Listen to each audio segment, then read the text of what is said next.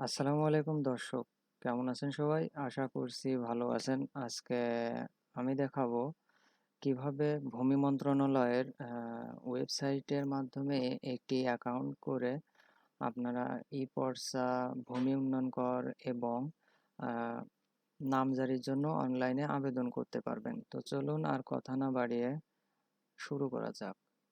তো তার আগে বলে নিই, যারা এখনো আমাদের চ্যানেলটিকে সাবস্ক্রাইব করেনি তারা অবশ্যই সাবস্ক্রাইব করে পাশে থাকা বেল আইকনটি চেপে দিন সবার আগে ভিডিওটি দেখার জন্য। তো প্রথমে আমি রেজিস্ট্রেশন এই অপশনটিতে ক্লিক করছি। রেজিস্ট্রেশনে ক্লিক করলে এখানে দেখতে পাবেন রেজিস্ট্রেশন নাগরিক সংস্থা প্রশাসনিক।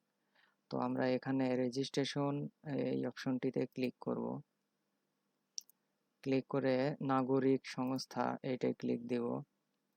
ক্লিক দেওয়ার পরে পুনরায় এখানে দেখাবে রেজিস্ট্রেশন করুন এই অপশনটিতে ক্লিক করলে আপনার ভোটার আইডি কার্ডে যে নামটি আছে ইংরেজিতে সেই নামটি এখানে লিখবেন। আর একটা কথা,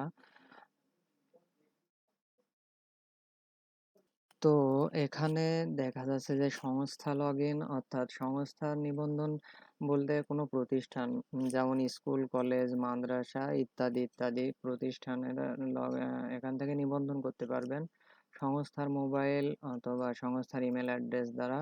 তো এই ভিডিওটি আমি পরবর্তী দিনে আপনাদেরকে দেখিয়ে দেবো যে কিভাবে সংস্থা নিবন্ধনটি করতে হয়। তো আজকে দেখাবো নাগরিক নিবন্ধন। এখানেও আপনি ইমেল অ্যাড্রেস দ্বারা এবং মোবাইল দ্বারা নিবন্ধনটি সম্পন্ন করতে পারবেন। তো এখানে আপনার ভোটার আইডি কার্ডের নাম অনুযায়ী ইংরেজিতে নাম দিবেন, মোবাইল নাম্বার দিবেন শূন্য ছাড়া, কারণ এখানে দেখুন শূন্য দেয়া আছে, এজন্য শূন্য ছাড়া মোবাইল নাম্বারটি দিবেন 10 ডিজিটের। দেওয়ার পরে কি হয়, এখানে যে ক্যাপচাটি রয়েছে সেই ক্যাপচাটি সুন্দর করে বড় হাতের অক্ষরে লিখবেন। তারপর সাবমিট করলে একটি ওটিপি যাবে আপনার প্রদত্ত মোবাইল নম্বরে। তো ওটিপি 6 ডিজিটের ওটিপি দেওয়ার পরে আপনি আপনার ইচ্ছামতো পাসওয়ার্ড দিবেন, যে কোনো সংখ্যা, তারপরে একটি স্পেশাল অক্ষর। আমি যেমন একটি দেখাই দিই, আমি দিলাম বড় হাতের বি ছোট হাতের ডি।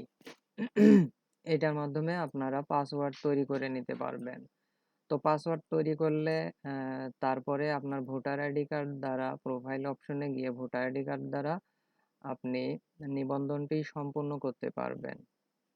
তো নিবন্ধন করা হয়ে গেলে আমি এখন লগ ইন করছি। লগ ইন করলে যেরকম ড্যাশবোর্ডটি আপনি দেখতে পাবেন,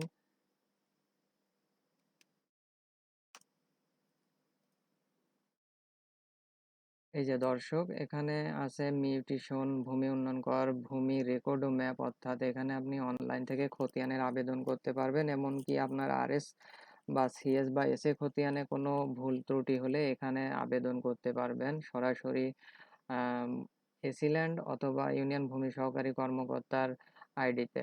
এখানে ভূমি অধিগ্রহণ আছে, যেহেতু আমরা আজকে আহ মিউটেশন অর্থাৎ নামজারির জন্য আবেদন করব, সেহেতু আমরা নামজারি এই মিউটেশন অপশনে ক্লিক করছি।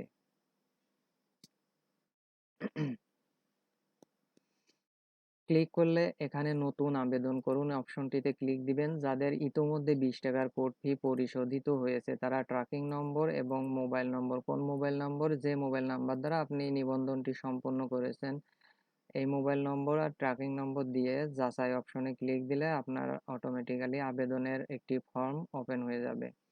আর যদি কোর্ট ফি পরিশোধ না করে থাকেন ইতোমধ্যে, তাহলে কোর্ট ফি 20 টাকা পরিশোধ করতে হবে অপশনটিতে ক্লিক দিবেন।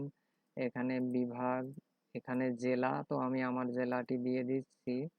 এখানে উপজেলাটি নির্বাচন করবেন, তারপর পরবর্তী অপশনে ক্লিক করবেন। এরপর ব্যাংকিং, ইন্টারনেট ব্যাংকিং অপশনে অগ্রসর হন বাটনে ক্লিক দিবেন। এক পে, উপায়, নগদ, বিকাশের মাধ্যমে চাইলে আপনি পেমেন্ট করতে পারবেন।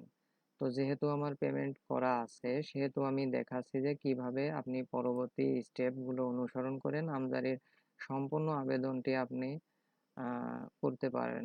এই জন্য এখানে দেখুন কোর্ট ফি পরিশোধিত, যেহেতু আমার একটি কোর্ট ফি পরিশোধিত আছে, এমনকি আমি একটি খসড়া আবেদন করে রেখেছি, সেই সম্পর্কে বিস্তারিত দেখাবো আপনাদেরকে। তো আমি কোর্ট ফি পরিশোধিত করেছি। এখানে পদক্ষেপ নিন এই অপশনটি না, আমি খুলুন এই অপশনটিতে ক্লিক করছি। আচ্ছা, এই অপশনটিতে ক্লিক করলে এখানে ৩টি ধাপ অনুসরণ করে আপনি নামজারি সম্পন্ন করতে পারবেন। তো এখানে সবথেকে গুরুত্বপূর্ণ এই ২টি অপশন। এখানে সরাসরি রেকর্ডীয় মালিকের খতিয়ান হতে অর্থাৎ আরএস রেকর্ডীয়, সর্বশেষ রেকর্ডীয় আরএস হচ্ছে, তো আরএস রেকর্ডীয় অনুসারে আপনি আবেদন করতে পারবেন। আরএস অনুযায়ী যদি আপনি ক্রয় করে থাকেন, আপনার সম্পত্তি ক্রয় উল্লেখ করবেন। যদি ক্রয় এবং ওয়ারিশ উত্তরাধিকার অর্থাৎ ওয়ারিশ হিসাবে হয়ে থাকে, তাহলে আপনি চাইলে ২টাই টিক মার্ক দিতে পারবেন। আর যদি না থাকে তাহলে না। আচ্ছা, তারপরে এখানে আছে হচ্ছে মিউটেশন কর্তৃক খতিয়ান হতে, এখানে যদি আপনার ৩টাই থাকে আপনার দলিলে সবকিছু বিস্তারিত দেখা যাবে। আপনি দলিল দেখবেন আর বুঝবেন যে আপনি কোনভাবে আবেদনটি করতে চাচ্ছেন। মিউটেশন খতিয়ান হতে একটা অপশন আছে, আর সরাসরি রেকর্ড। অনেকের নামজারি আছে যারা আরএস রেকর্ড হতেও ক্রয় করেছেন, এমনকি মিউটেশন হতেও ক্রয় করেছেন। সেক্ষেত্রে তাহলে আপনি ক্রয় সূত্রেও দিবেন, যদি মিউটেশন হতে ক্রয় হয়ে থাকে তাহলে সেটাও দিবেন, এমনকি যদি আরএস মিউটেশন ২টা হতেই ক্রয় হয় সেটাও দিবেন। এমনকি যদি উত্তরাধিকারী হতে, ধরুন কেউ মিউটেশন করার পর সে মারা গেছেন, এমন তার সন্তান যারা আছে তারা এই জমিটি বিক্রয় করেছেন, সেক্ষেত্রে উত্তরাধিকারী দিবেন। উত্তরাধিকার দেওয়ার পরে এইরকম একটি অপশন পেয়ে যাবেন, একক যৌথ। তো আমরা আজকে দেখাবো যে কিভাবে সরাসরি রেকর্ড হতে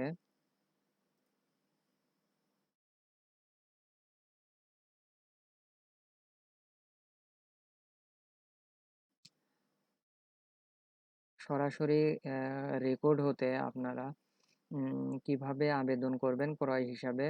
এর পরবর্তী দিনে দেখাবো মিউটেশন খতিয়ান হতে আর উত্তরাধিকারী খতিয়ান হতে, এই ২টা অপশন আমি দেখাবো। আচ্ছা, আজকে দেখব যে ক্রয় সূত্রে অর্থাৎ রেকর্ডীয় মালিক হতে ক্রয় সূত্রে।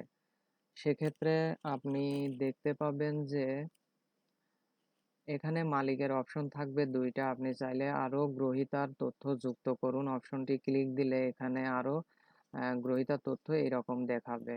তো আমার যেহেতু ৬টা অলরেডি গ্রহীতা অ্যাড করা হয়ে গেছে, তো আমি এই পর্যন্তই রাখছি। তারপর এখানে দেখুন যে দলিলের ভিত্তিতে মিউটেশনের আবেদন করেছেন।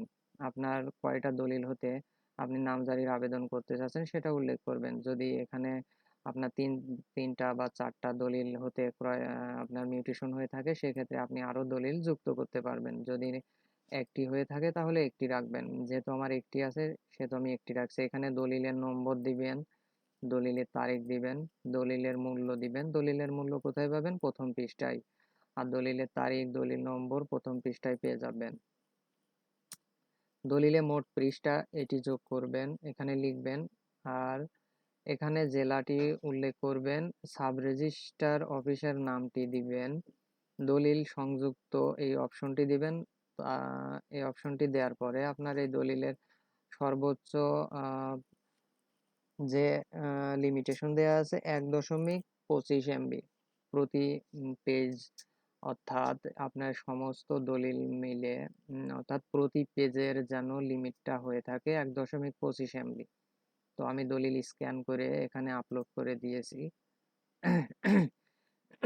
কোনো নামজারি করতে যদি একাধিক দলিল হয়ে থাকে তাহলে সেক্ষেত্রে একাধিক দলিল যুক্ত করুন, অর্থাৎ দলিল যুক্ত করুন এই প্লাস আইকনটিতে ক্লিক দিলে আরও দলিল আপনি যুক্ত করতে পারবেন। এরপর কি আছে? দলিল অনুযায়ী আবেদনকৃত জমির তফসিল। আচ্ছা, এখানে জমির তফসিল দেওয়ার পরে এখানে যে জমির তথ্য যুক্ত করুন এই অপশনটি আছে, আপনি এই অপশনটিতে ক্লিক করবেন। আচ্ছা, ক্লিক করলে এইরকম একটি ইন্টারফেস দেখতে পাবেন। এখানে আপনি যে দলিল নাম্বার দিয়েছিলেন সেই দলিল নাম্বার এবং সাব রেজিস্ট্রারের নাম, সাব রেজিস্ট্রার অফিসের নামটি এখানে আপনি দেখতে পারবেন।